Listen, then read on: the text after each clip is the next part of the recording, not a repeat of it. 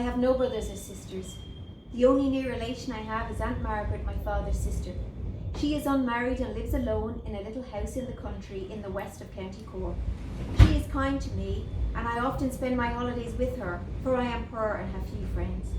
I am a school teacher, that is to say, I teach drawing and singing. I am a visiting teacher at 2 or 3 schools in Dublin. I make a fair income, enough for a single woman to live comfortably on, but father left debts behind him, and until these are paid off, I have to live very simply. I suppose I ought to eat more and eat better food. People sometimes think I am nervous and highly strung. I look rather fragile and delicate, but really I am not. I have slender hands, with pale tapering fingers, the sort of hands people call artistic. I hoped very much that my aunt would invite me to spend Christmas with her. I happened to have very little money. I had paid off a big debt of poor father's, and that left me very short, and I felt rather weak and ill. I didn't quite know how I'd get through the holidays, unless I went down to my aunt's. However, 10 days before Christmas, the invitation came. You may be sure I accepted it gratefully, and when my last school broke up on the 20th, I packed my trunk, gathered up the old sentimental songs Aunt Margaret likes best, and set off for Rosspatrick. It rains a great deal in West Cork in the winter. It was raining when Aunt Margaret met me at the station. It's been a terrible month, Peggy, she said as she turned the pony's head to the long road that runs for 4 muddy miles from the station at Rosspatrick. I think it's rained every day for the last 6 weeks. And the storms. We lost a chimney 2 days ago. It came through the roof and let the rain into the ceiling of the spare bedroom. I've had to make you up a bed in the lumber room till Jeremiah Driscoll can be got to mend the roof. I assured her that any place would do me. All I wanted was her society and a quiet time.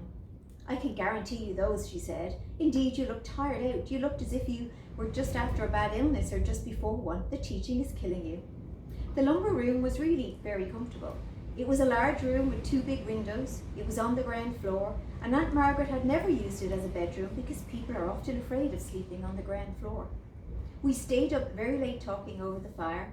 Aunt Margaret came with me to my bedroom and stayed there for a long time, fussing about the room, hoping I'd be comfortable, pulling out the furniture, looking at the bedclothes. At last I began to laugh at her. Why shouldn't I be comfortable? Think of my horrid little bedroom in Brunswick Street. What's wrong with this room? Oh, nothing, she said rather hurriedly, and kissed me and left. I slept very well. I never opened my eyes till the maid called me, and then after she left me, I dozed it off again. I had a ridiculous dream. I dreamed I was interviewing a rich old lady. She offered me 1,000 a year and comfortable rooms to live in. My only duty was to keep her clothes from moths. She had quantities of beautiful, costly clothes, and she seemed to have a terror of them being eaten by moths. I accepted her offer at once. I remember saying to her gaily, "The work will be no trouble to me. I like killing moths." It was strange I should say that, because I really didn't like killing moths. I hate killing anything. But my dream was really easily explained, for when I woke a second later, as it seemed, I was holding a dead moth between my finger and thumb. It disgusted me just a little bit, that dead moth pressed between my fingers, but I dropped it quickly, jumped up and dressed myself. Aunt Margaret was in the dining room and full of profuse and anxious inquiries about the night I had spent. I soon relieved her anxieties, and we laughed together over my dream and a new position I was going to fill. It was very wet all day, and I didn't stir out of the house. I sang a great many songs. I began a pencil drawing of my aunt, a thing I had been meaning to do for years, but I didn't feel well. I felt headachy and nervous, just for being in the house all day, I suppose. I felt the greatest disinclination to go to bed. I felt afraid, I don't know of what. Of course, I didn't say a word of this to Aunt Margaret. That night, the moment I fell asleep, I began to dream. I thought I was looking down at myself from a great height. I saw myself in my nightdress crouching in a corner of the bedroom. I remember wondering why I was crouching there, and I came nearer and looked at myself again. And then I saw that it was not myself that crouched there. It was a large white cat. It was watching a mouse hole. I was relieved and I turned away. As I did so, I heard the cat spring. I darted around. It had a mouse between its paws and it looked up at me, growling as a cat does. In fact, it was like a woman's face. It was like my face, probably. That doesn't sound at all horrible to you, but it happens that I have a deadly fear of mice. The idea of holding one between my hands, of putting my mouth to one, I can't bear even to write it. I think I woke screaming. I know when I came to myself, I had jumped out of bed and was standing on the floor. I lit the candle and searched the room. In one corner were some boxes and trunks. There might have been a mouse hole behind them, but I hadn't the courage to pull them and look. I kept my candle lighted and stayed awake all night. The next day was fine and frosty. I went for a long walk in the morning and for another in the afternoon. When bedtime came, I was very tired and sleepy. I went to sleep at once and slept dreamlessly all night. It was the next day that I noticed my hands getting queer. Queer perhaps isn't the right word, for of course cold does roughen and coarsen the skin, and the weather was frosty enough to account for that, but it wasn't only that the skin was rough. The whole hand looked larger, stronger, like my own, not like my own hand. How ridiculous this sounds, but the whole story is ridiculous. I remember once when I was a child at school putting on another girl's boots by mistake one day. I had to go about till evening in them and I was perfectly miserable. I could not stop myself from looking at my feet, and they seemed to me to be the feet of another person. That sickened me. I don't know why. I felt a little like I do now when I looked at my hands. Aunt Margaret noticed how rough and swollen they were, and she gave me cold cream, which I rubbed on them before I went to bed. I lay awake for a long time. I was thinking of my hands. I didn't seem to be able to think of anything other than them. They seemed to grow bigger and bigger in the darkness. They seemed monstrous hands, the hands of some horrible ape. They seemed to fill the whole room. Of course, if I had struck a match and lit the candle, I'd have calmed myself in a minute, but frankly, I hadn't the courage. When I touched one hand with the other, it seemed rough and hairy like a man's. At last I fell asleep. I dreamed that I got out of bed and opened the window. For several minutes I stood looking out. It was bright moonlight and bitterly cold. I felt a great desire to go for a walk. I dreamed that I dressed myself quickly, put on my slippers, and stepped out of the window. The frosty grass crunched under my feet. I walked, it seemed, for miles, along a road I never remember being on before. It led uphill. I met no one as I walked. Presently, I reached the crest of the hill, and beside the road, in the middle of a hare field, stood a large house. It was a gaunt, 3-story building. There was an air of decay about it. Maybe it had once been a gentleman's place and was now occupied by a herd. There are many places like that in Ireland. In a window of the highest story, there was a light. I decided I would go to the house and ask the way home. A gate closed the grass-grown avenue from the road. It was fastened and I could not open it, so I climbed it. It was a high gate, but I climbed it easily, and I remember thinking in my dream, if this wasn't a dream, I would never climb it so easily. I knocked at the door, and after I had knocked again, the window of the room in which the light shone was opened, and a voice said, "Who's there? What do you want?" It came from a middle-aged woman with a pale face and dirty strands of grey hair hanging from her shoulders. I said, "Come down and speak to me. I want to know the way back to Rosspatrick." I had to speak 2 or 3 times to her, but at last she came down and opened the door mistrustfully. She only opened it a few inches and barred my way. I asked the road home, and she gave me directions in an air of a startled way. Then I dreamed that I said, "Let me in to warm myself." "It's late, you should be going home." But I laughed and suddenly pushed at the door with my foot and slipped past her. I remember she said, "My God," in a helpless, terrified way.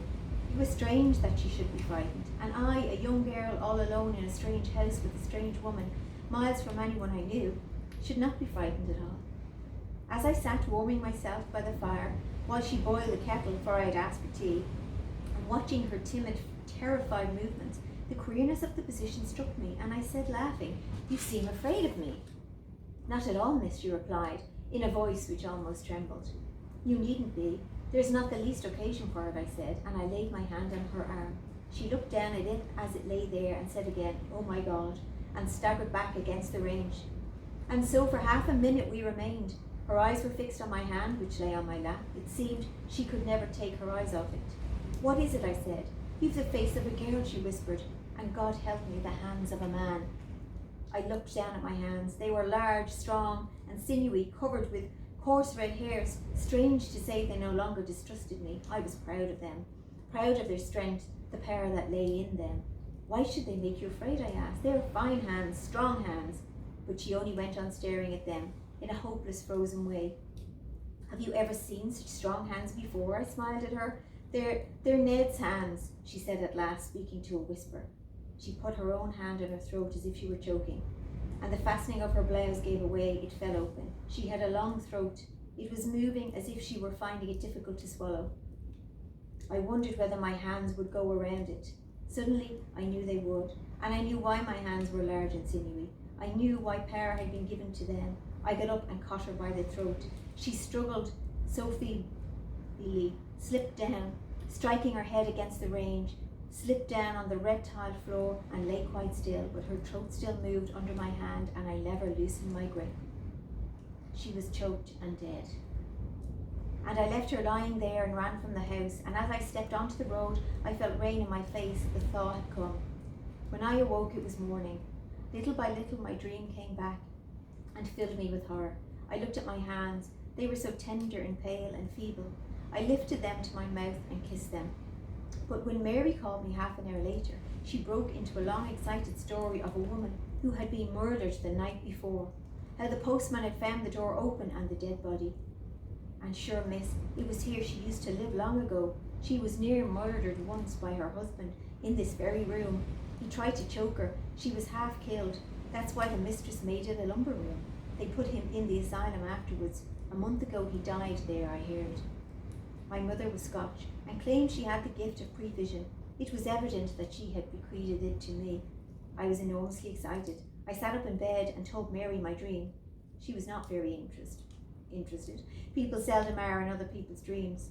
Besides, she wanted, I suppose, to tell her news to Aunt Margaret. She hurried away. I lay in bed and thought it over again. I almost laughed. It was so strange and fantastic.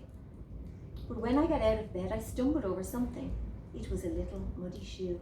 At first, I hardly recognized it. Then I saw it was one of a pair of evening shoes I had. The other shoe lay near it.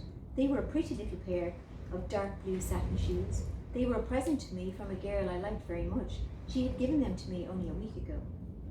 Last night, they'd been so fresh and new and smart. Now they were scratched, the satin cut, and they were covered with mud. Someone had walked miles in them. And I remembered in my dream how I had searched for my shoes and put them on. Sitting on the bed, feeling suddenly sick and dizzy, holding the muddy shoes in my hand, I had in a blinding instant a vision of a red-haired man who lay in this room night after night, for years, hating a sleeping white-faced woman who lay beside him, longing for strength and courage to choke her. I saw him come back years afterwards, freed by death, to this room, saw him seize on a feeble girl too weak to resist him, saw him try her, strengthen her hands, and at last, through her, accomplished his unfinished deed. The vision passed, all in a flash, as it had come. I pulled myself together. This is nonsense. Impossible, I told myself. The murderer will be found before evening. But in my hand, I still held the muddy shoes. I seem to be holding them ever since.